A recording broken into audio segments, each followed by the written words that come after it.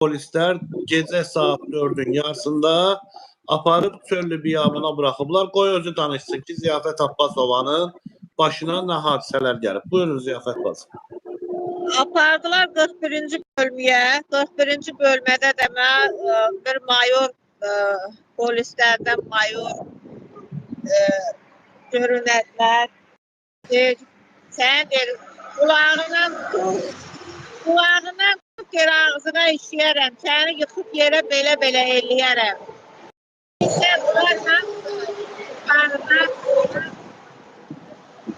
ayətlər dəstək İlhamla Mehribanın göstərişinləndir. Onun haqqı var.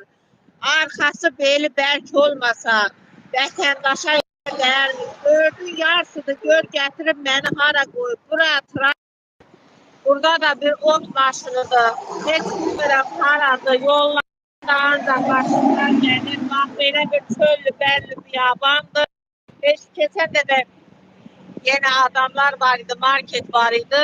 O tərəfdə də Nur marketdir, o tərəfdə də Nur yolun o üzündə. Bilmirəm, bura haradır.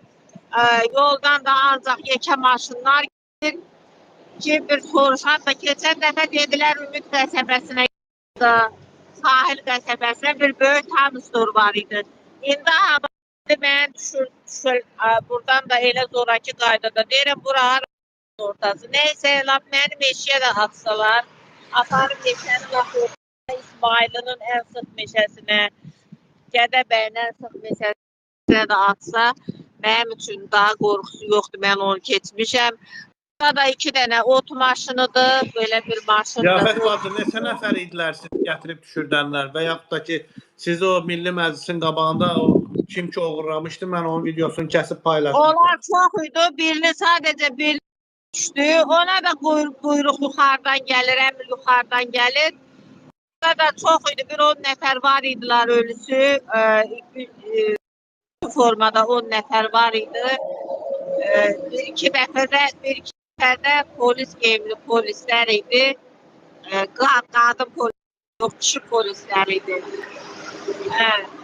Neçə saat mənim, saat 7 olardı mı, bilmirəm, 6 olardı, 7 olardı. Götürdülər 41-ci bölmədə səhərdən. Orada da bu, yəni ağaları elə buyurub da, ağaları deyir, ən ləyaqətli işi deyir mənim ölkəmdə qumarbaz İlham Əliyev versə də biz ona nə deyə bilərik? Qumarbaz İlham Əliyev bu ölkədə ən ləyaqətli işi